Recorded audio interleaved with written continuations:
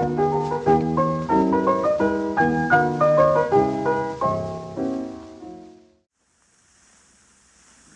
course, it's grand to talk of the good old days when you shared a crust of bread in a garret together. But it's a little disconcerting when you reflect how near to a garret is the room you are sitting in. You feel ill at ease when your friend tells you that his books don't sell and that he can't place his short stories.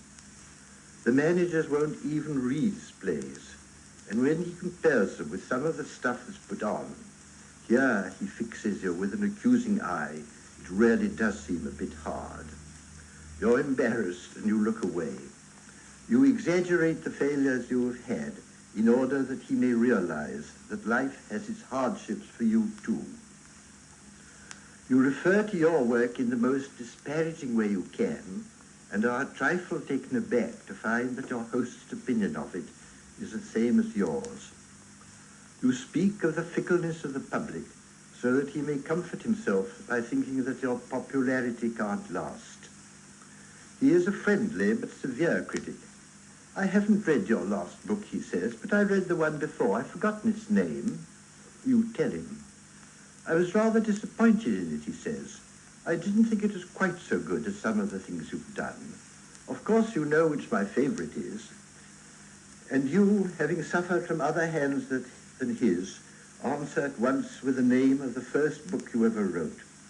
You were 20 then, and it was crude and ingenuous, and on every page was written your inexperience.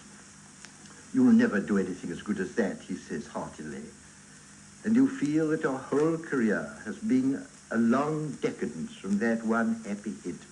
I always think you've never quite fulfilled the promise you showed then. The gas fire roasts your feet, but your hands are icy. You look at your wristwatch surreptitiously and wonder whether your old friend would think it offensive if you took your leave as early as 10.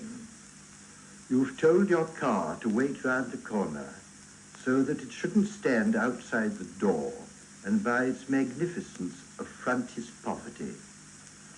But at the door, he says, you'll find a bus at the bottom of the street. I'll just walk down with you.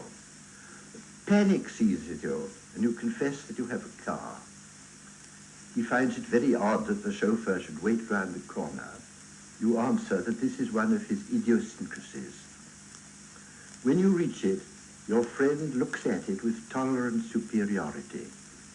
You nervously ask him to dinner with you one day. You promise to write to him, and you drive away wondering whether, when he comes, he will think you're swanking if you ask him to Claridge's, or mean if you suggest Soho. Roy Keir suffered from none of these tribulations. It sounds a little brutal to say that when he had got all he could get out of people, he dropped them.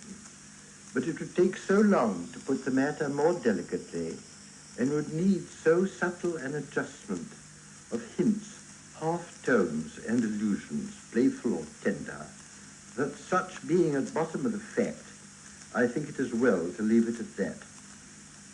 Most of us, when we do a caddish thing, harbour resentment against the person we have done it to. But Roy's heart, always in the right place, never permitted him such a pettiness.